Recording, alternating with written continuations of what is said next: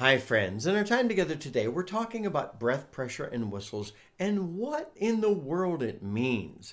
I was recently shared a video where I lined up a bunch of low D whistles that played more easily and didn't have high breath pressure requirements, up to like medium breath pressure, nothing really higher than my Howard. And I was going to line up some other whistles that were like, well, these are higher breath pressure whistles. And I realized a more important conversation is in order. And the more important conversation that's in order is, why do you care? Why do I care? Well, we should care. And I want to talk through that today. There are some whistle with higher breath pressure that means certain things about how that whistle plays. And a whistle with low breath pressure, that means certain things about how that whistle plays.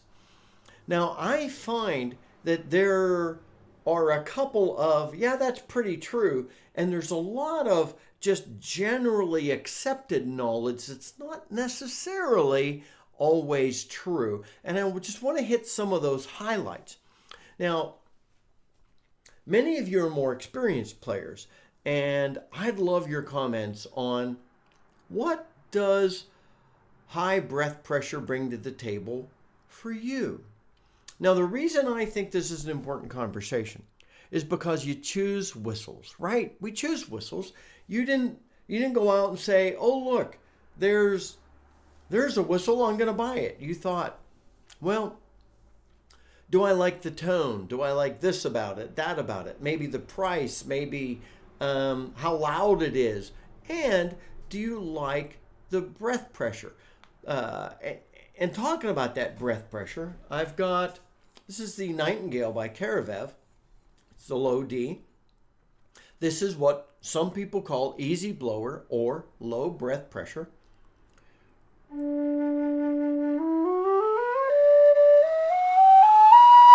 I didn't have to increase my breath pressure much at all to play from the bottom D up. Then I went up to the second octave B. This is an MK Pro.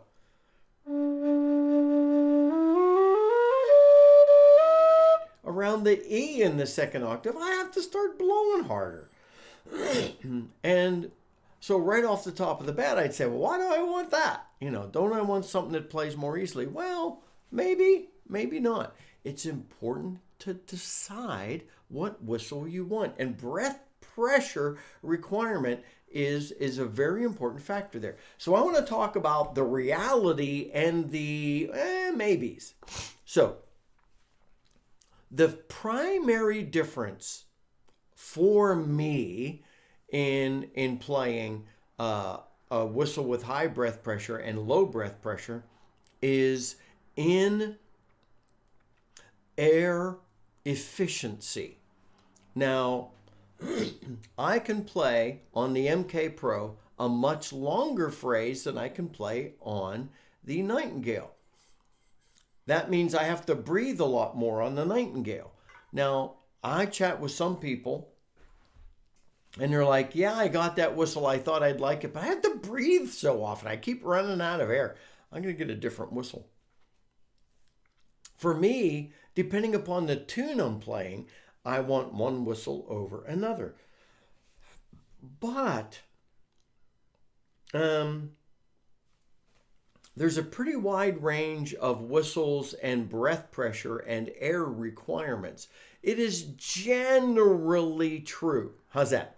More than 50% true that if a whistle has higher breath pressure, you'll be able to play a longer phrase than a whistle that requires lower breath pressure. That an easy blower uses more air, generally speaking, a little more than 50%, than a whistle that harder blower that requires more breath pressure. Generally true.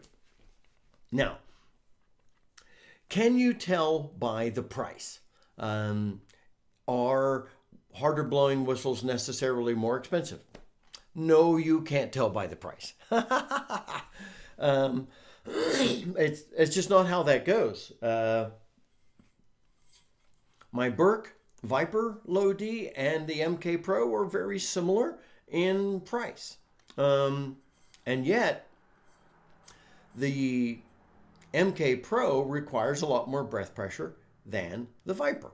I'm mainly thinking, when I'm thinking about different whistles, I'm thinking tone. And that's very important. But the Burke will use, I'll have to breathe more frequently than with the MK Pro. But again, I'll have to breathe again more frequently with the Nightingale. And so there's this huge range of how often do I have to breathe with a given whistle. And some of that varies. But it's not necessarily a one-to-one thing there. It is generally speaking true that I think this is the most true thing, that a whistle with higher breath pressure enables you to play longer phrases on a breath.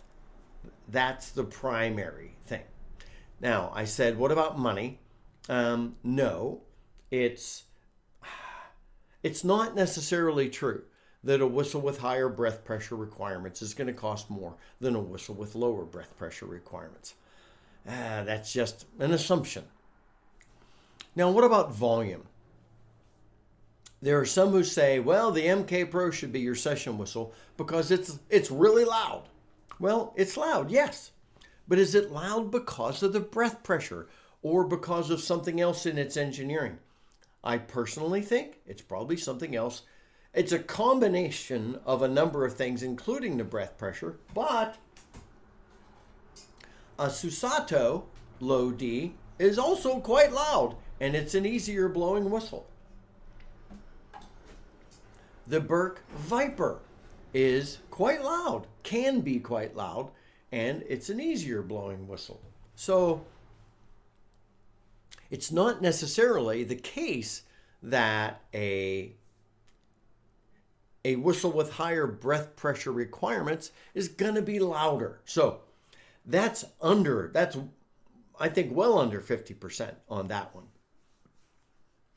I want to talk about expressiveness next. For me, expressiveness is let me talk about expressiveness, yes, but let me talk about range of volume as a factor of expressiveness. Maybe I want to do that. So I'm going to use a couple of high D whistles for this. Now, this is the Tony Dixon polymer tunable, one of the cheapest whistles you can purchase. It's worth purchasing. In my opinion, if I start playing, so man, I've been playing these other whistles. I've really got to back off. You almost just breathe into this thing. If I increase my breath pressure, and this is how we tell people to learn to play the second octave, play a note in the first octave and start increasing your breath pressure. There should be a range of volume. I want a range of volume there, though.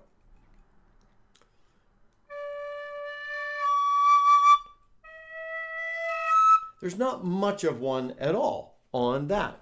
But I go up to a really nice high D whistle. This is the Killarney.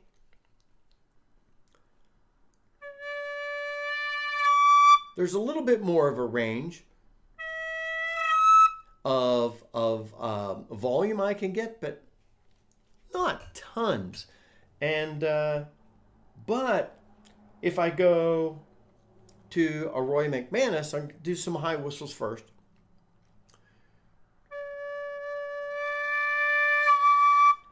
I get a good volume range before I break into the second octave. And that bell note, that bottom note, is the biggest challenge there with whistles. As I get further up the scale, it's easier to get that volume range. A whistle with higher breath pressure, generally speaking, can give a wider range of volume. This is the Swain, Jonathan Swain, high D. That's a pretty good range of volume, but lest you think that it means that it has to be a whistle with higher breath pressure. This is the Burke Session High D.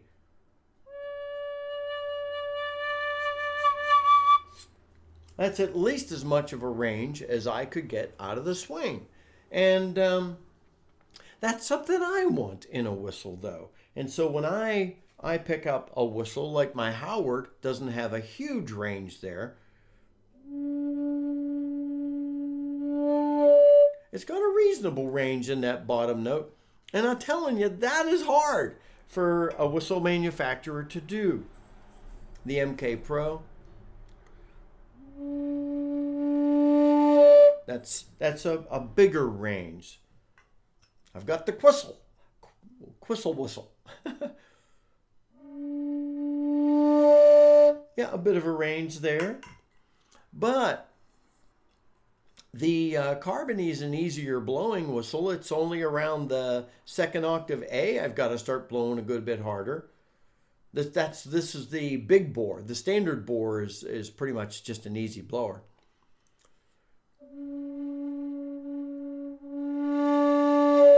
I've got a huge range in that thing. So it's not necessarily a factor of the price or the breath pressure of a whistle as to the volume range you're going to get. I really meant breath pressure there more than price comment. The Burke Viper, a huge range in that bottom note. So a lot of people say that playing expressively, which has a great deal to do to how much you can vary your the volume in breath pressure. A lot of people say that playing expressively and increasing and fading are primary factors of breath pressure. I don't think so. I think it's probably, let me say it's generally the case, but probably not even more than 50% of the case. It's just generally the case. Now, I get it, but it's not, I don't think it's the biggest thing. So for me, the question is, what do you want in a whistle? Are you after volume? Well, you're going to choose volume. Don't assume that volume is a direct factor of breath pressure. Or do you want expressiveness? Don't assume expressiveness is a direct factor of breath pressure. Do you want to play longer phrases on a single breath? That is a pretty direct relationship between breath pressure. Do you want a more expensive or a less expensive whistle? That's not, the cost of the whistle is not a reflection of the breath pressure requirement. If you were to call Colin Goldie today and ask for a hard blower and ask for an easy blower, he's not going to charge you different prices for each one. So for me, this comes down to, what do you want? What do you want in a whistle? What are you after? Volume's impacted by breath pressure, but it's not necessarily a direct correlation. So think about breath pressure as just another factor that impacts some of the other characteristics of your whistle, but is not the one-to-one relationship of it. And that's the conversation I wanted to have today. Sure, the air requirement, the air efficiency is the biggest impact there. But you've got so many other things to consider. Volume, tone qualities, can you handle the piper's grip? All those different things are factors. And volume, things that aren't direct one-to-one relationships that you need to consider as well. And again, my friends, many of you in our community have more experience than I.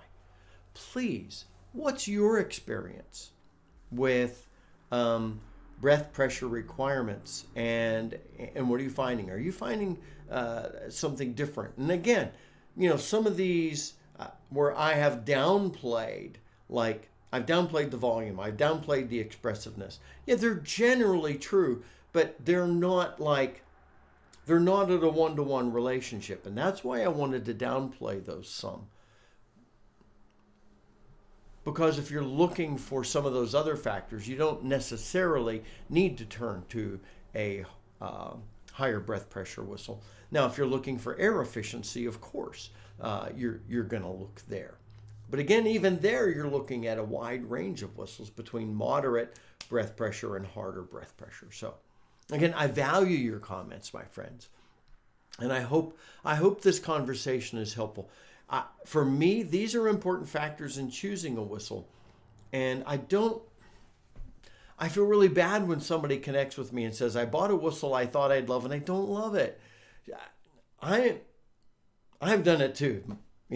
I've bought whistles I thought I'd love and I don't love it. But then I've bought whistles that I thought were a bear that I wouldn't love, and then after working with it, I came to love it. And that's another important factor. I was closing up, I know, but one thing I found, and I'm going to use my Roy McManus for this. When I got the Roy McManus, I'm like, I don't get what all the fuss is about. Well, I was a newer player. And I even had received that email from Roy that said, you really want one of my whistles because you've got to learn to blow hard in it. But after I had it a while, I was better by the time I bought it. But I still needed to be even better. And the whistles taught me how to play better. The same with the swing. Took me a while to get to learn that second octave. And that has helped me so much in becoming a better whistle musician. And now I deeply love both of those whistles. Yet at the same time, it didn't take me as long to learn to play the second octave on the Burke session, but it took me just as long to learn to play the Burke session well. So the breath pressure is not necessarily also something that's going to make you take longer to play your whistle well. The Killarney doesn't have breath pressure requirements, high breath pressure, but it's going to take you a while to learn to play it well. I do know friends who use an easier blower for fast tunes and a harder blower for slower tunes. That's great. For me, yeah, maybe sometimes, but there's that air requirement thing, so it all comes into play. Again, now I'm really going to close this down. I'm going to end our time together. That hit me that I wanted to make that point as well. So my friends, what are your thoughts? I love whistles. I love sharing comments, and I want to help us choose the best whistle for us. Until next time, this is Scott Shade. Happy whistling, friends.